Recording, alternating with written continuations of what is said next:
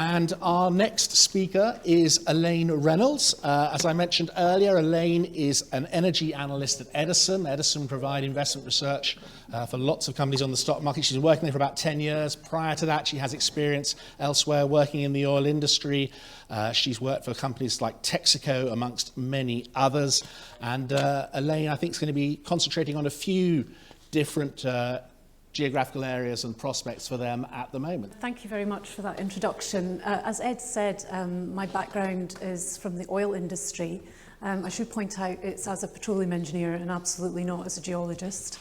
I've spent many years working with geologists, but I am not one for sure. I'm going to be talking tonight about a range of stories covering exploration and appraisal, all with some small to mid-cap company involvement, which I hope you'll find of interest. If you do and you'd like to know some more, these are all covered on various videos that are free to access, done by myself on the Edison website. Before I start, I'll just do a quick skip through what Edison does. We are known as paid-for corporate research that we provide.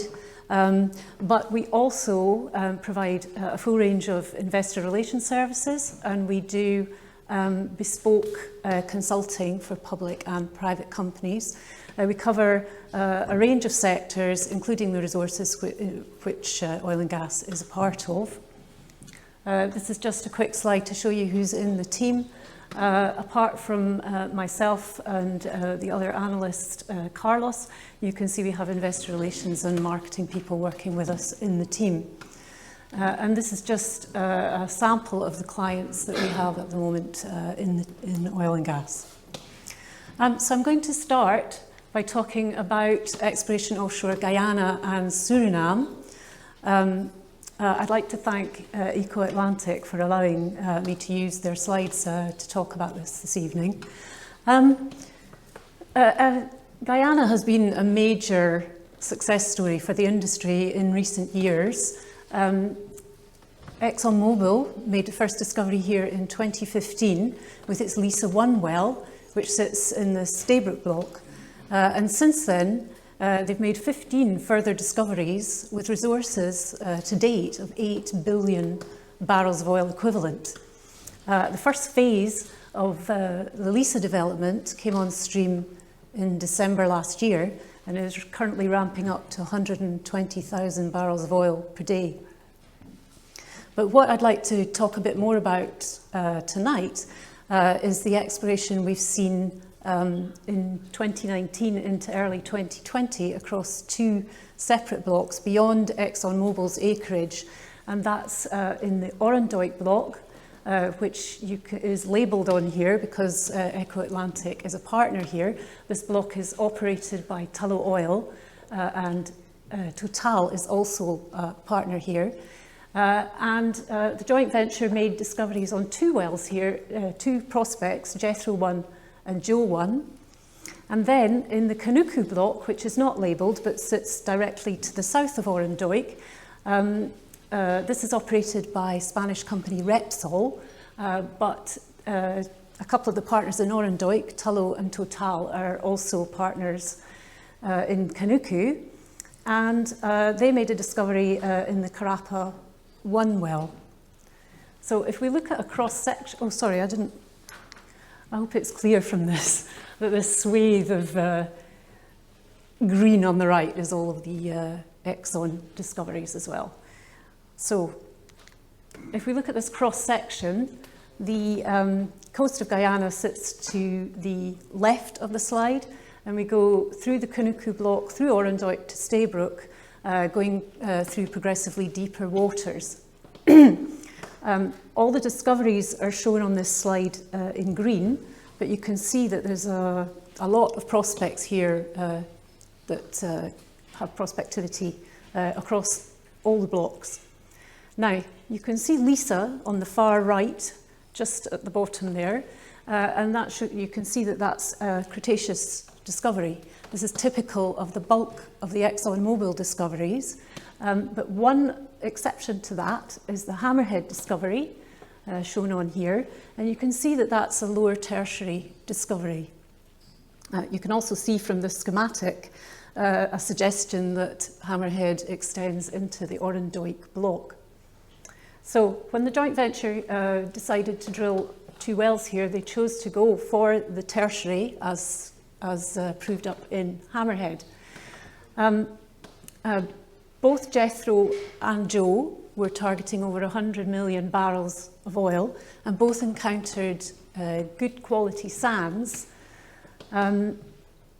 Jethro 1 encountered 55 metres of net pay, which was above expectations. Joe 1 was much thinner than expected, with 16 metres of net pay, but it's still important because it's the first well to prove up the presence of oil in the upper tertiary, because Jethro 1 and Hammerhead 1 are both lower tertiary discoveries. What was less expected, though, was that the oil here would be heavy, which it turned out to be. Heavy oil is characterised as having an API of less than 20 degrees. The oil in Joe 1 and Jethro 1 is described as having an API of between 11 and 14 degrees API. On top of that, there's a 4 to 5% sulphur content. So this would make a development more challenging here, but it's not impossible. There are some mitigating circumstances. In Jethro 1, the reservoir pressure and temperature is quite high, so the oil is mobile under reservoir conditions, so this could help with flow assurance in any development. The reason it wasn't really expected is we know that the API at Lisa is 32 degrees API. We know that at Hammerhead it's slightly heavier. It's not been publicly discussed or known about, but we believe it's in the region of 18 to 25 degrees API. And ExxonMobil partner Hess had stated that they thought that the well, that oil was getting progressively heavier the closer we got to shore. So the next well to be drilled on the Kanuku block was being watched with interest to see what sort of API would be found here. Karapa was targeting the Cretaceous, so different to Joe and Jethro, and targeting over 200 million barrels of oil. It only found 4 metres of sands, so it's not commercial, but most importantly, it did discover light oil of 27 degrees API. So this has de-risked a lot of the Cretaceous prospects across Kanuku and Orandoik, so that's positive for the future. If we go back to my first slide, the joint venture on Orandoik has budgeted to drill 2 further wells this year. We don't have any details about that at the moment. I would suggest that it's quite likely that any well that is drilled this year would be targeting a Cretaceous reservoir, given that that's where we've seen the light oil. And also possibly in this southeastern section, I don't know if I'm way off here, but the bottom southeast section of Orandoik, where you can see it be in line with Karapa 1 and out to Lisa. That's a more likely area where they can show that there'll be lighter oil.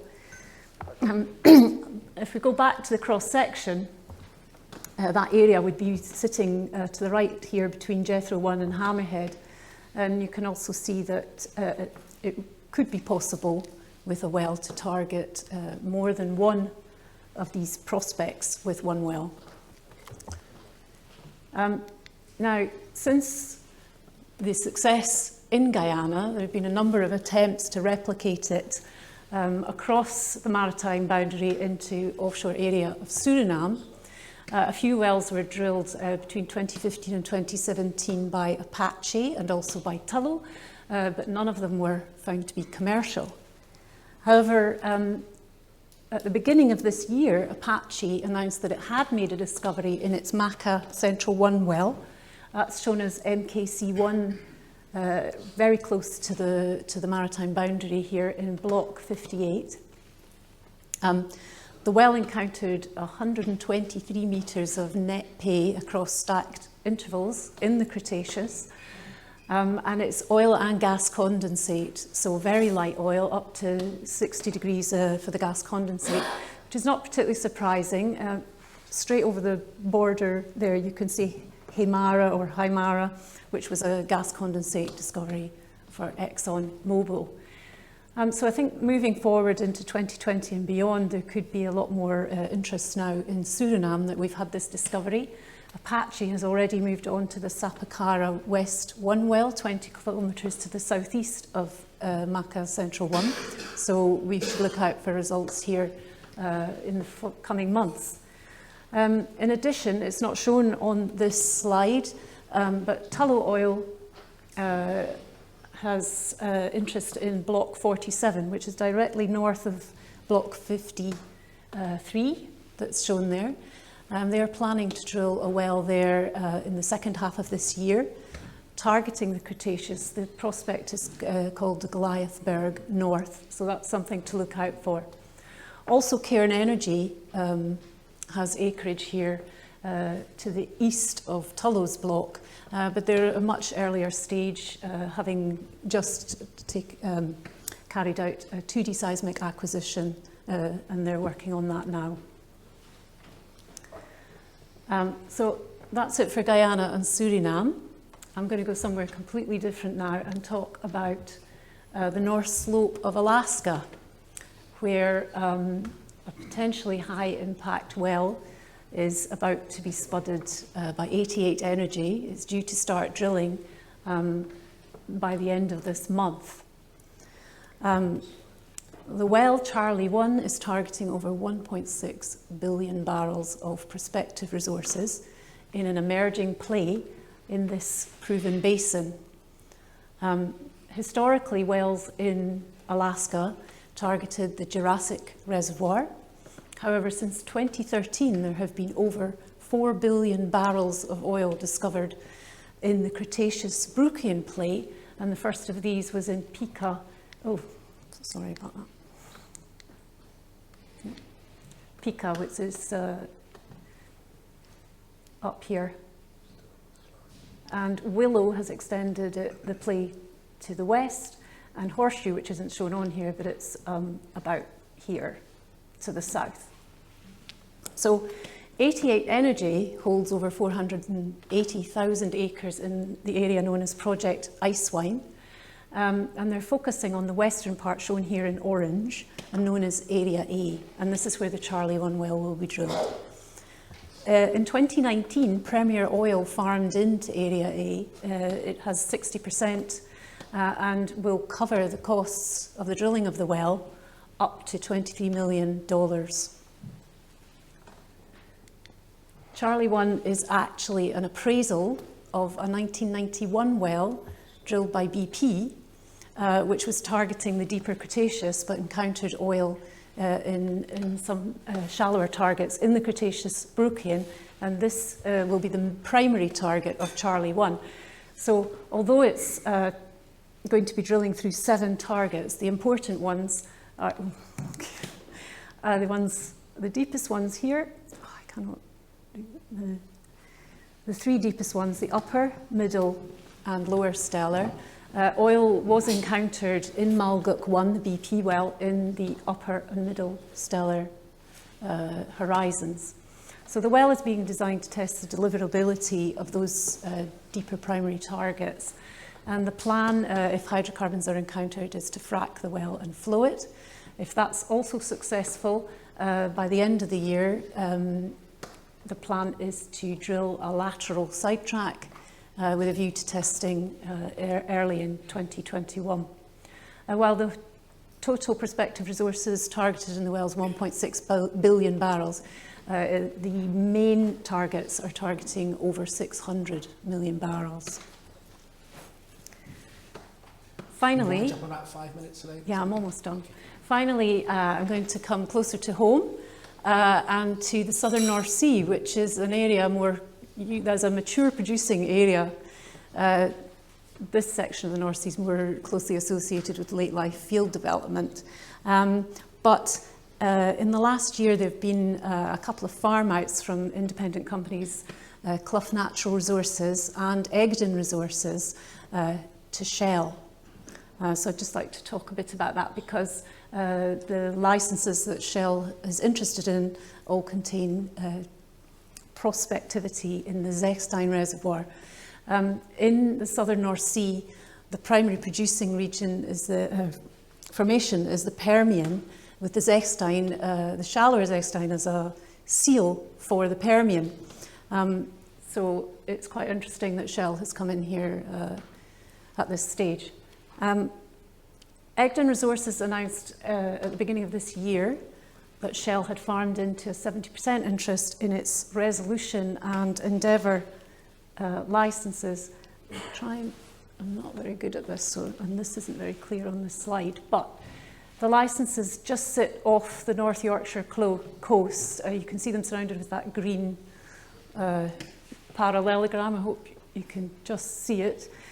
Resolution was discovered in 1966 by Total and has been independently assessed by Schlumberger to hold 2C resources of 206 BCF. Resolution is a Zegstein carbonate reef. This is characterised by a tight matrix that relies on the presence of natural fractures and fracture stimulation for providing flow. So there is some uncertainty over the resource figure for Resolution, and we really need a 3D seismic to look at the presence and distribution of those fractures. And as a result of the farm out to Shell, this seismic survey is going to be carried out this summer. Similarly, Clough Natural Resources last year farmed out 70% of its licence that contains the Pensacola prospect. I don't have an image of that, but it sits around 20 kilometres to the northeast of Resolution. So it's in the same general area. Pensacola is estimated by Clough Natural Resources to hold prospective resources of 309 BCF. And as a result of the farm out, a 3D seismic survey has already been carried out here with results expected this summer. Finally, I don't have any slides on this, but it's quite an interesting well that I think ties into this. To the east of Pensacola, there's a well, you may see it referred to as Ossian Darach or Darach Central 1. It was drilled last summer by the Dutch company One Dias. The well sits right on the northernmost fringes of the southern North Sea, but the interesting thing about it is it's discovered oil, which was not expected. Before drilling, the well was believed to be targeting the Zegstein and the Carboniferous. Since the well has been drilled, there's not been much information that has come out about it. We do know that it has been tested and produced at 3,800 barrels of oil per day. If it is from the Zegstein, I think that would be quite a good news for the area. So I think it's quite interesting that is also there and is in this sort of cluster off the coast. That's all I have to show you today. Just a quick reminder that this is all available on the website in more detail if you're interested. Thank you, Elaine. I should say I've seen some of Elaine's bite-sized briefings on the web. They're very interesting. But Elaine, thanks very much for your talk just now. Does anyone have any questions for Elaine? Stick your hand up if you do. No? Okay, well, I'll just ask one quick one then, Elaine. Out of these, which is the one that sort of excites you most? Which is the one you think, gosh, that's the one I'd like to be involved with? That's tricky. I think probably Guyana, because there's a wide range here. You can see there's lots of options, and it may not work straight away, but I think eventually something's going to come out here. Alaska is also very exciting because it's such a large number, but it is just a one well at the moment, and there's no further follow-on if it doesn't work out right now. Elaine, thank you very much indeed. Very interesting.